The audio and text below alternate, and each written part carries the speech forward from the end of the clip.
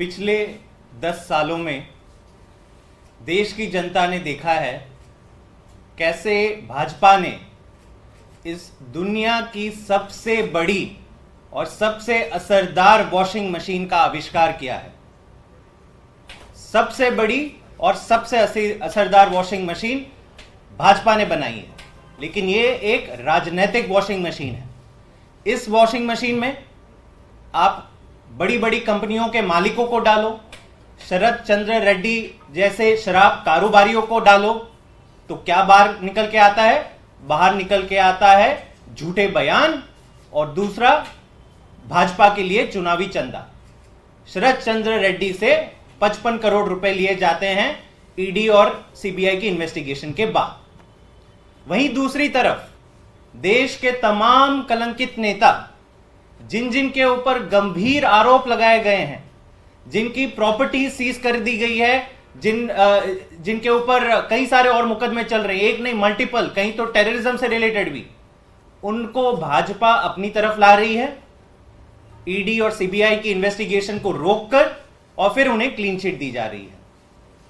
तो इसी श्रृंखला में कल यह सूचना मीडिया के माध्यम से देश को पता चली कि एनसीपी के जो सीनियर लीडर हैं प्रफुल्ल पटेल, राष्ट्रवादी कांग्रेस पार्टी के वरिष्ठ नेता और पहले जो यूनियन सिविल एविएशन मिनिस्टर रह चुके थे यूपीए के टाइम में, प्रफुल्ल पटेल जी को सीबीआई ने क्लीन चिट दे दी।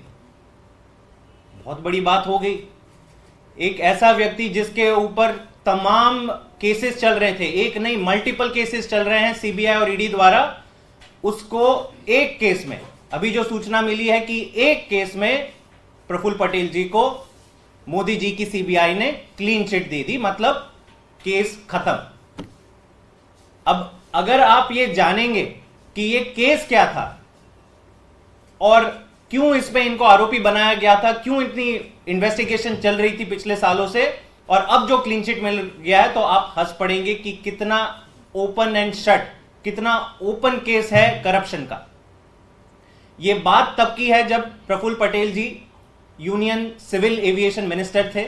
2006-2007 की बात है। एयर इंडिया और इंडियन एयरलाइंस का मर्जर हुआ था। तो तब हुआ ये था, मैं चंद आसानी से आप सबको समझा दूं, हुआ ये था कि जब मर्जर हुआ था तो एयर इंडिया और इंडियन एयरलाइंस के पास बहुत कम पैसेंजर थे। इनकी सारी फ्लाइटें खाली जा रही थी, कुछ कुछ लोगों भर के फ्लाइट में बिठा रहे थे। उस समय सिविल एविएशन मिनिस्ट्री यानी प्रफुल्ल पटेल जी के अंदर आने वाली मिनिस्ट्री ने यह फैसला लिया कि हम 15 एयरक्राफ्ट लीज पे लेंगे। जो प्राइवेट पार्टी हैं देश विदेशी की कंपनी से एयर इंडिया लीज पे एयरक्राफ्ट लेगी और उसको चलाएगी।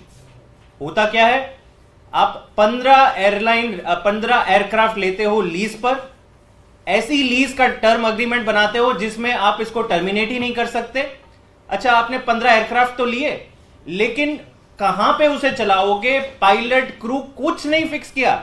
लगभग ये 15 के 15 एयरक्राफ्ट लीज पे लिए जाते हैं, एयर इंडिया के बेड़े में बस रखे जाते हैं 5 साल तक, इनको मुश्किल से कोई चलाया नहीं जाता। ये सारी चीजें मैं नहीं कह रहा हूं, ये सीबीआई की एफआईआर और उससे पहले सीएजी की रिपोर्ट आई कि कैसे इस पूरे मैटर में इतनी बड़ी धांधली हुई है कि union civil aviation ministry 15 aircraft लेती है, कोई प्लानिंग नहीं होती है, ना उसको चलाया जाता। आप चलाओगे कैसे? वैसे ही आपके पास पैसेंजर कम है, आपकी जो खुद की फ्लीट है उसी में पैसेंजर नहीं जा रहे, तो 15 एयरक्राफ्ट में कहां से पैसेंजर जाएंगे? और ना कोई पायलट भी हायर होता है, मतलब आपने लीज पे रखी और साइड पे रख दी कहीं पे गैराज में अपने। और इसका अनुमान लगाया जा रहा है कि 840 करोड़ का नुकसान सरकारी तिजोरी को हुआ है। जनता के पैसों को लुटाया गया है कुछ चंद प्राइवेट कंपनियों के ऊपर, जिनसे ये एयरक्राफ्ट लीज पे लिए गए।